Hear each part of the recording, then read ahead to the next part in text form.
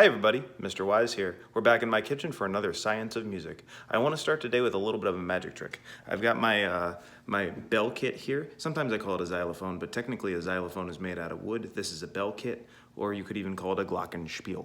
If you've ever heard that word, it's a glockenspiel. So you play this with a mallet. Now a mallet looks a little bit like a lollipop. You wouldn't want to lick it because it's just a piece of rubber on the end of a stick. And when I hit it, it vibrates the whole thing, and the vibration in the air is what I hear as the sound. So if I play down here, a big one sounds like that. If I go up here to the little ones, it's gonna sound really high. And so we know that bigger things make low sounds and smaller things make high sounds, and so that makes sense. Okay, so that's not the magic trick. Here's the magic trick. I'm gonna get real close. We're probably gonna get a little too close for comfort. I apologize, but you'll be glad you did. So I'm coming in here on my large one, and I'm gonna hit it, and you'll see what happens. Here we go. Take a really close listen.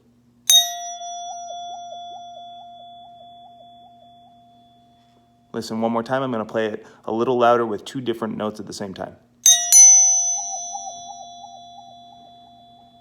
Did you hear it? Did you hear the wah, wah, wah, wah, wah?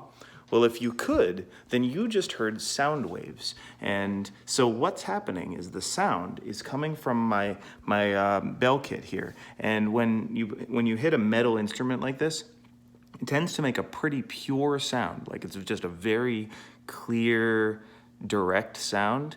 And what happens is those sound waves, those vibrations in the air, are going into my mouth. And by going like this, it's almost like the voice is coming from me. It's bouncing around in there, and it's like I'm making the letter W and allowing a little bit of the sound to come out, and then opening my mouth in a lot. That's why you hear wah. It's like it's opening up wah. Listen one more time. Okay. So if we understand that waves are just vibrations in the air and they can actually travel like into my mouth and out, well, then we can learn something a little bit more advanced. So this is going to be a little bit of an interesting lesson, because this is going to deal with like kind of a concept that people have been arguing about forever. It's called consonance and dissonance. Now, consonance and dissonance are two different types of harmony. And what it means, basically, consonance is when things sound good together, and dissonance is when they sound bad together. So here's how it works. There are some things, we call them intervals, which is the space between two notes that sound good together. Like if I pick this letter C right here and this letter G, they sound pretty good together. Take a listen. In fact, they sound so good together, they're the first notes of Twinkle Twinkle Little Star. Oh, okay, so that's where I hear that. Okay, so those are consonant. Now, what if instead of doing a G, I went up to this note that's right next to C? This is called a C sharp. And you don't really need to know that for today, but take a listen to the two notes together. Ooh, that's definitely not Twinkle Twinkle Little Star. In fact, it sounds pretty weird together. So here's what I want to do. I want to show you how I think about consonants and dissonance by using dolphins. All right, so here I drew here a picture. Imagine that you have some dolphins and they're swimming around together. You have a big dolphin, you have a little dolphin, and those two dolphins are going the same speed. But in order to go the same speed, the little dolphin has to go twice as fast. It's going through the water very quickly in these little waves. That's how it's paddling. And then you have this big one, and they're swimming together, and it's really nice. They're in sync with each other. That is consonant harmony. You have two different notes, and they sound good together because they're traveling together. Now imagine, let's take a listen to that consonant harmony. There are other consonant harmonies. This one sounds pretty nice too. Okay. Now, imagine instead that they're not swimming together. These are two dolphins. One is minding its own business, and the other one is just all up in its way, and they're hitting each other like this. Look, they look so mad. So this guy's just minding his business. This guy's like, "Hey, how you doing?" And take a look at the path they travel. Ooh, yeah. So you see all the places that their sound waves hit?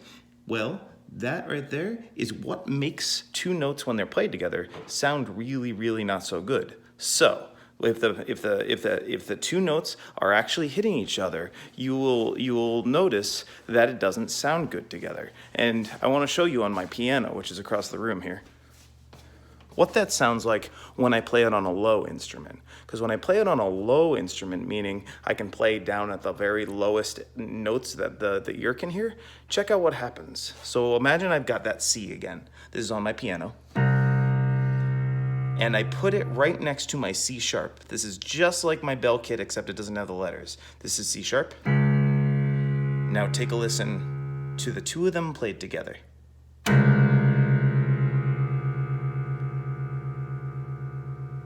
Did you hear that wah, wah, wah, wah, wah, wah, wah, wah sound? That's different from the wah, wah, wah, wah going into my mouth, but it is about sound waves. Here's what's happening. Those two dolphins are hitting each other, and they're running into each other, so what you're hearing when you hear the wah, wah, wah, wah, wah, is the sound waves actually hitting each other in different places. Listen one more time.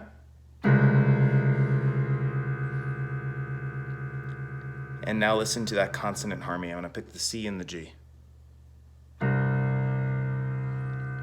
You almost can't even tell that there are two different notes there.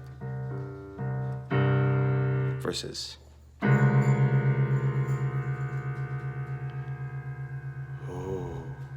So, now we learned a little something about sound waves and harmony, consonant and dissonant harmony. So I know this was a little bit of a tough sciencey lesson, but hopefully you know a little bit more about sound waves. If you have a piano at home, I encourage you to try it and see what you can come up with. All right, talk to you soon.